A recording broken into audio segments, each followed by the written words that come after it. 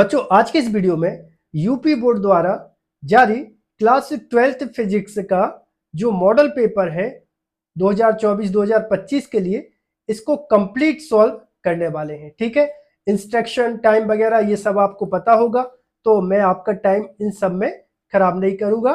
Direct मैं आपको question बताता चलूंगा और इसके साथ में मैं सॉल्व करता चलूंगा। ठीक है, जिन क्वेश्चन का आंसर आप सभी को पहले से पता है तो आप कमेंट बॉक्स में कमेंट करके जरूर बताइएगा। ठीक है, तो क्वेश्चन नंबर फर्स्ट ये रहा।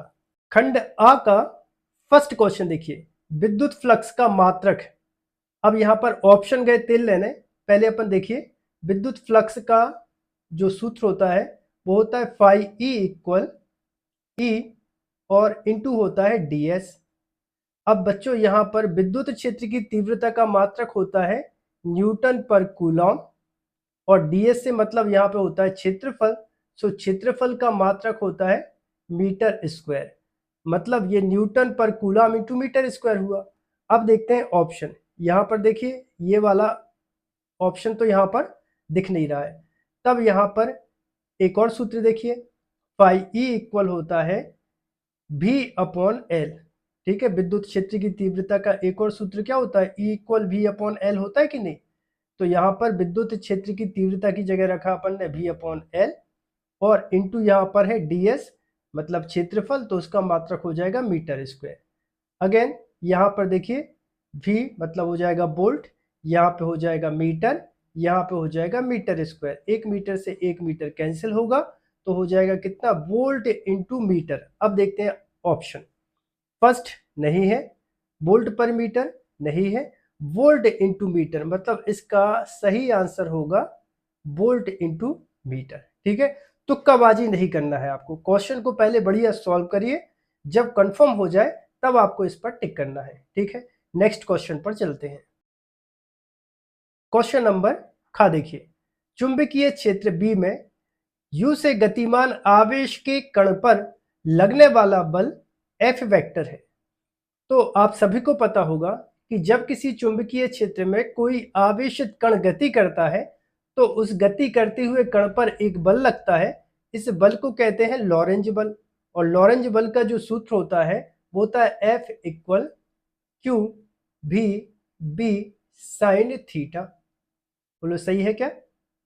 अब यहां पर देखिए जो बल है वो सदिश राशि है, तो इस पर हम वेक्टर लगाएंगे। आवेश क्या है, एक अदिश राशि है, तो इसको अपन बाहर रखेंगे। अब यहाँ पर जो भी है वो वेग है, तो सदिश राशि है। अब यहाँ पर बी चुंबकीय क्षेत्र की तीव्रता है, अगेन सदिश राशि है। और यहाँ पर अब बचा साइन थीटा, तो इसके लिए लगाएंगे अपन क्या, क्रॉस। तो ये बना चुंबकीय लॉरेंज बल का सदिश रूप। अब यहाँ पर हम ऑप्शन में देखते हैं, ये वाला ऑप्शन नहीं है, ये वाला ऑप्शन नहीं है, ये वाला ऑप्शन एकदम करेक्ट है। यहाँ पर जो वेग है उसको अपन ने भी लिया है, क्वेश्चन में इनने वेग जो है वो यू वेक्टर को लिया है, तो मतलब सही इसका ये आंसर होगा। अब बच्चों गा देखिए, यदि ई वेक्टर तथा बी वेक्टर विद्युत चुंबकीय तरंग के क्रमशः विद्युत सदिश तथा चुंबकीय सदिश हो तब विद्युत चुंबकीय तरंग के संचरण की दिशा के अनुदिश होगी। आप सभी को पता है कि यहाँ पर देखिए विद्युत चुंबकीय तरंग में यहाँ पर होता है ई वेक्टर और यहाँ पर होगा बी वेक्टर, तो विद्युत चुंबकीय तरंग की दिशा होगी ये। मतलब क्या करना है, E vector cross B vector जब अपन करेंगे तो अपन को विद्युत चुंबकीय तरंग के संचरण की दिशा मिल जाएगी। मतलब इस क्वेश्चन का सही आंसर होगा ऑप्शन नंबर चौथा। अब देखिए बच्चों घा, 4 डायोप्टर और -2 डायोप्टर क्षमता के 2 लेंस संपर्क में रखे हैं, संयुक्त लेंस की फोकस दूरी होगी। ठीक है, तो यहां पर देखिए लेंस की क्षमता का जो सूत्र होता है वो होता है P इक्वल P1 प्लस होता है P2। सो P इक्वल हो जाएगा P1, P1 कितना है 4 डायोप्टर, तो यहाँ पे आ जाएगा 4 और -2 डायोप्टर, तो यहाँ पे कितना आ जाएगा प्लस माइनस -2 डायोप्टर। सो P इक्वल हो जाएगा ये 2 डायोप्टर। ठीक है, तो ये तो हुआ क्षमता। अब लेंस की फोकस दूरी के व्युत्क्रम को लेंस की क्षमता कहते हैं, मतलब P इक्वल होगा 1/f। ठीक है, सो f के इक्वल करोगे, क्योंकि हमें क्या निकालना है, फोकस दूरी निकालनी है। सो इसको जब हम f के इक्वल करेंगे, यहाँ सोल्व करते हैं, सो f के इक्वल करेंगे तो यहाँ पे आ जाएगा 1/p आ जाएगा। सो 1/p कितना है, 2 है, सो ये 2 हो जाएगा। बट ये तो अभी अपन को मीटर में है और अपन को आंसर निकालना है सेंटीमीटर में, मतलब यहाँ पर 2 जीरो अपन लगा देंगे, तो ये लेंस की फोकस दूरी आ जाएगी सेंटीमीटर में। सो यहाँ पर इसको कैंसिल करेंगे तो कितना आ जाएगा, 50 आ जाएगा। 50 सेंटीमीटर होगी लेंस की फोकस दूरी, तो ये इसका सही आंसर होगा। अब देखते हैं, ऑप्शन नंबर फर्स्ट इसका सही आंसर होगा। क्वेश्चन नंबर ड़ा देखिए, एक धातु के पृष्ठ पर 6 इलेक्ट्रॉन वोल्ट ऊर्जा के फोटोन आपतित होते हैं, तब उत्सर्जित फोटो इलेक्ट्रॉन की अधिकतम ऊर्जा 4 इलेक्ट्रॉन वोल्ट होती है। निरोधी विभव का मान ज्ञात कीजिए। तो आइंस्टाइन के प्रकाश विद्युत समीकरण में बच्चों हमने सूत्र पढ़ा है, अधिकतम गतिज ऊर्जा मतलब Kmax इक्वल होता है E, और यहाँ पे होता है V0। V0 का मतलब यहाँ पर होता है निरोधी विभव, निरोधी विभव, और यही अपन को ज्ञात करना है। अब यहाँ पर देखिए, अधिकतम ऊर्जा कितनी दे के रखी है, 4 इलेक्ट्रॉन वोल्ट। सो यहाँ पे आ जाएगा 4 इलेक्ट्रॉन वोल्ट बराबर कितना हो जाएगा, इलेक्ट्रॉनिक आवेश, और इंटू कितना हो जाएगा, V0। यहाँ पर E से E कैंसिल हो जाएगा, सो निरोधी विभव आ जाएगा कितना, 4 वोल्ट। ठीक है, ऑप्शन देखते हैं, तो इसका जो सही आंसर होगा वो होगा क्या, option number 1, 4 electron volt. Question number 4 देखिए, पी प्रकार का अर्धचालक बनाने के लिए शुद्ध जर्मेनियम क्रिस्टल में मिलाया जाने वाला अपद्रव्य होता है। तो देखिए, पी प्रकार का अर्धचालक बनाने के लिए शुद्ध जर्मेनियम में कौन सा अपद्रव्य मिलाते हैं बच्चों, इनमें से बताइए जरा। आपको याद होगा, पी प्रकार के अर्धचालक को बनाने के लिए हमें एल्यूमिनियम, बोरॉन, इंडियम आदि की अशुद्धि या अपद्रव्य मिलाते हैं, तब यहाँ पर पी प्रकार का अर्धचालक बनता है। तो ऑप्शन देखिए यहाँ पर क्या है, एल्यूमिनियम, मतलब इसका जो सही आंसर होगा वो होगा ऑप्शन नंबर 3। अब बच्चा देखते हैं खंडवा। खंडवा में विशिष्ट चालकता के लिए सूत्र एवं मात्रक लिखिए। तो बच्चों, विशिष्ट चालकता का जो सूत्र होता है, सिग्मा इक्वल होता है 1/ρ। रो मतलब क्या होता है, विशिष्ट प्रतिरोध या प्रतिरोधकता। विशिष्ट प्रतिरोध या प्रतिरोधकता के व्युत्क्रम को उस चालक की विशिष्ट चालकता कहते हैं। और विशिष्ट प्रतिरोध या प्रतिरोधकता का सूत्र होता है रो बराबर RA होता है L।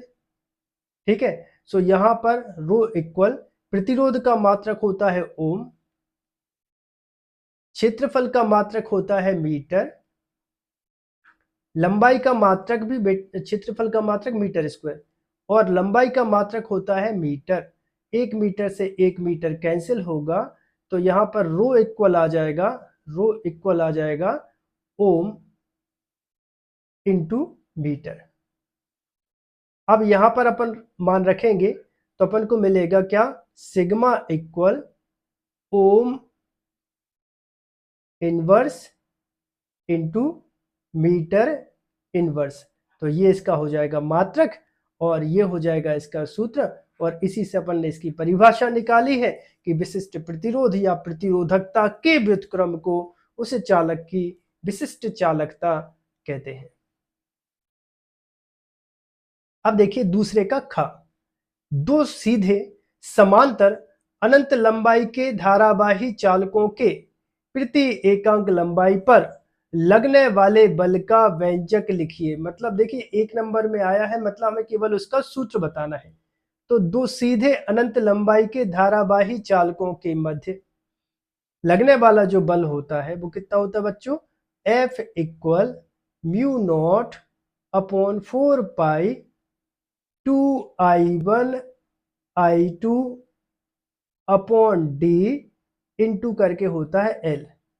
ठीक है, अब अपन को प्रत्येक अंग लंबाई पे बताना है, मतलब क्या करेंगे अपन, F यहाँ से L का त्रियक गुणा करेंगे तो ये हो जाएगा F अपॉन L इक्वल हो जाएगा म्यू नॉट अपॉन 4 पाई, फिर आ जाएगा 2I1 I2 और अपॉन हो जाएगा D, और इसका मात्रक हो जाएगा फोर्स है तो न्यूटन, लेंथ है तो मीटर, न्यूटन पर मीटर इसका सूत्र बन जाएगा।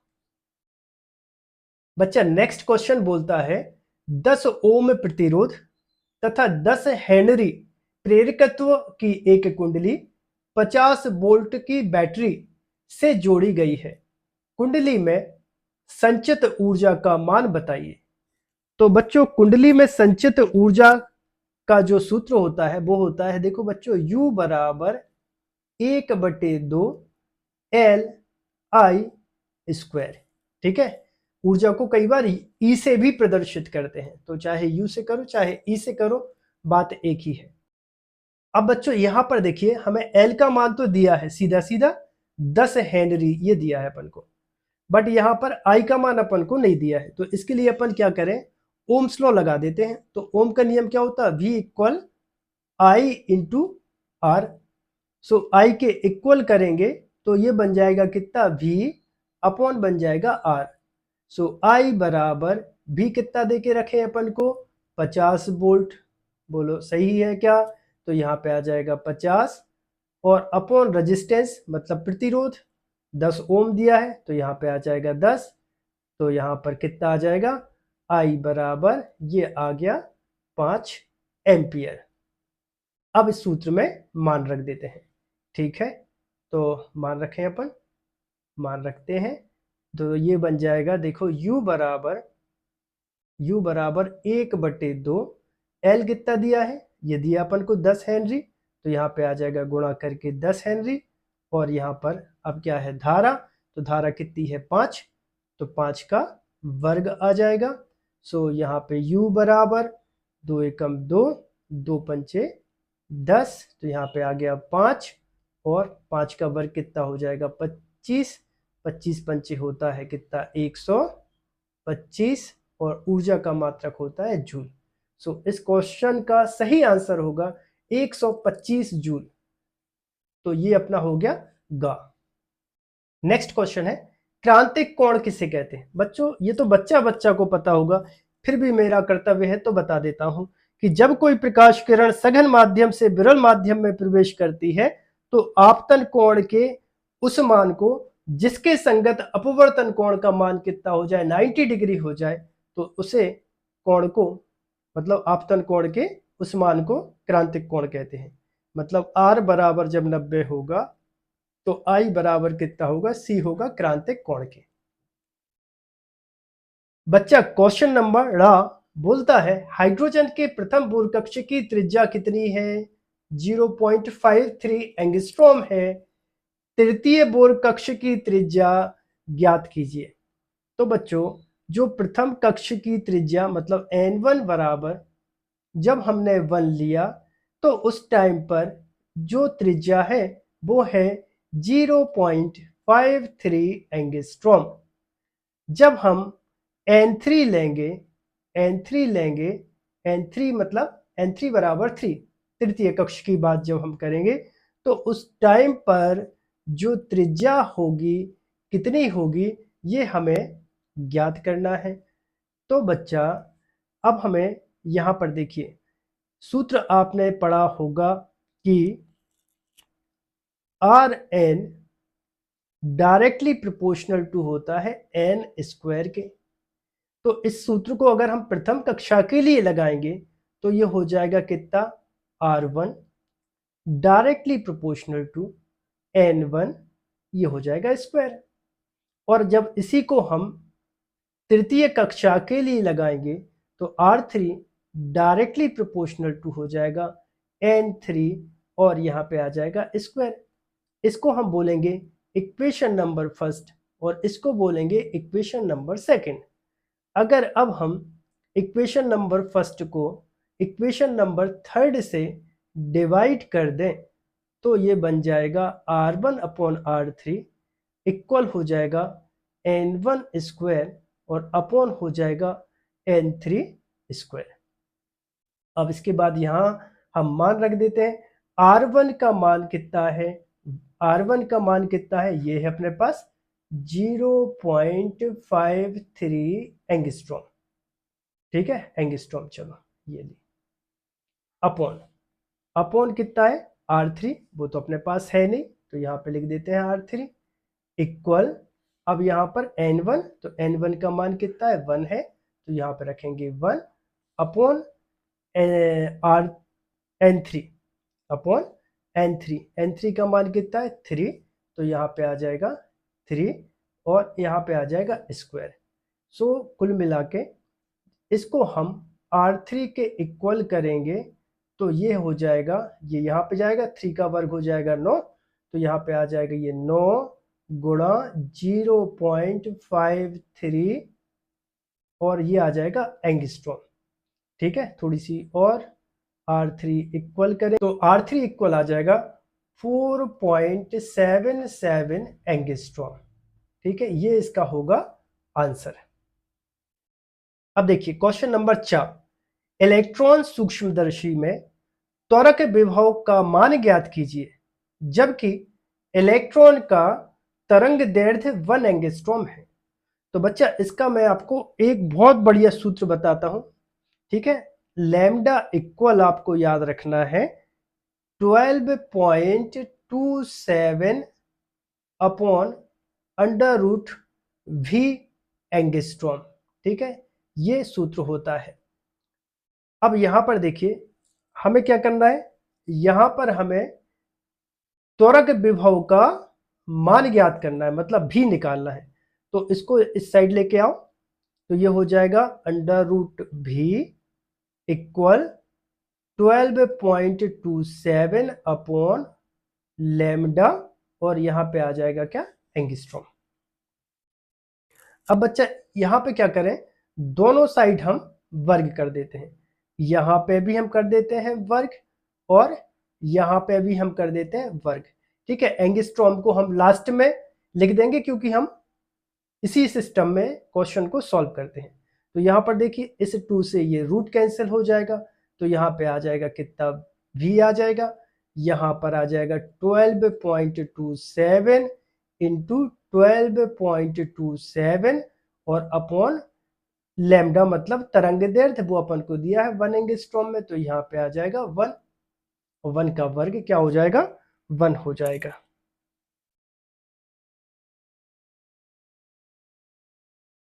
ठीक है, तो 12.27 का 12.27 में जब तुम गुणा करोगे, घर पे करके देख लेना कितना आएगा, 150.5529 और आ जाएगा साथ में अपन लिखेंगे क्या? एंगस्ट्रॉम। तो ये इस क्वेश्चन का आंसर होगा। बच्चा क्वेश्चन नंबर 3 का देखिए, 6 ओम के मोटे तार को खींचकर इसकी लंबाई को दुगना कर दिया जाता है। तार के नए प्रतिरोध की गणना कीजिए। ठीक है, मतलब हमें प्रतिरोध R बराबर कितना दिया है? 6 ओम दिया है। बहुत बढ़िया। और इसकी लंबाई को कितना करना है? अपन को दुगना करना है। तो अपन तार की जो लंबाई है वो L1 बराबर L मान लेते अपन, माना। ठीक है, अब इसके बाद हमें क्या करना है? L2 बराबर इस L को क्या करना है? अपन को दुगना करना है, तो 2L हो जाएगा। अब यहां पर अपन को बच्चों सूत्र पता है कि R डायरेक्टली प्रोपोर्शनल टू होता है लेंथ का स्क्वायर। अगर हम इसको फर्स्ट कंडीशन में लें तो ये हो जाएगा R1 और यहाँ पे हो जाएगा L1 और इसको मान लेते हैं इक्वेशन नंबर फर्स्ट।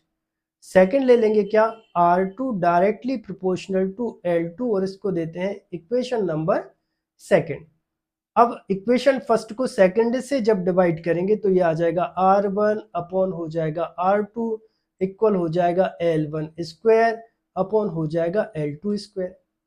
सो R1 upon R2 equal L1 कितना है, L1 कितना है L, तो ये हो जाएगा L, और L2 कितना है, अपॉन में है 2L, तो यहाँ पे आ जाएगा 2L, और ऊपर क्या लगा है, स्क्वायर लगा है, तो स्क्वायर यहाँ से L से L क्या हो जाएगा, कैंसिल हो जाएगा।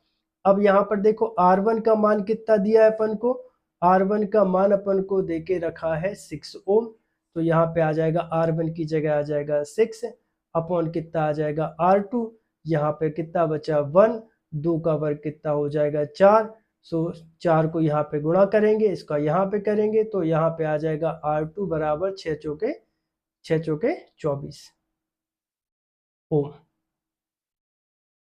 सो ये इस क्वेश्चन का आंसर होगा। प्रश्न नंबर तीसरे का खा देखिए, किसी प्रिज्म से अल्पतम विचलन कोण कितना 30 डिग्री है। तो बच्चों अल्पतम विचलन कोण डेल्टा एम बराबर कितना है अपन को 30 डिग्री है। प्रिज्म के प्रथम अपवर्तक पृष्ठ पर अपवर्तन कोण कितना है 30 डिग्री है, माने अपवर्तन कोण R बराबर भी कितना दिया है अपन को 30 डिग्री ही दिया है। ठीक है, प्रिज्म के पदार्थ का अपवर्तनांक ज्ञात कीजिए, मतलब अपन को n निकालना है। प्रिज्म के पदार्थ के अपवर्तनांक को या तो n लिखते हैं, कई बुक में म्यू भी लिखते हैं, एक ही बात होती है। अब बच्चों यहाँ पर अपन ने प्रिज्म के पदार्थ के अपवर्तनांक का सूत्र होता है n बराबर sine a plus delta m upon होता है 2 और अपॉन साइन a अपॉन 2, ये होता है प्रिज्म के पदार्थ के अपवर्तनांक का सूत्र। चलो मान रखें, तो ये हो जाएगा n बराबर साइन a। प्रिज्म कोण का मान तुम्हें लेना है 60 डिग्री। ठीक है, आपने प्रैक्टिकल बुक में भी देखा होगा कि जो प्रिज्म कोण होता है उसका मान जनरली कितना होता है 60 डिग्री होता है। तो यहाँ पे रख देना 60 डिग्री प्लस यहाँ पे डेल्टा एम कितना है 30 डिग्री और अपॉन करके है कितना 2 अपॉन साइन, यहाँ पे प्रिज्म ए मतलब प्रिज्म कोण कितना मान लेना है 60 और अपॉन कितना हो जाएगा 2। सो n बराबर ये आ जाएगा साइन 60 प्लस 30 कितना हो जाएगा 90/2, मतलब कितना हो जाएगा साइन 45, 60 है तो 2 से काटेंगे तो कितना आ जाएगा साइन 30 आ जाएगा। ठीक है, सो n बराबर साइन 45 मतलब कितना हो जाएगा 1/√2 और साइन 30 कितना हो जाएगा 1/2।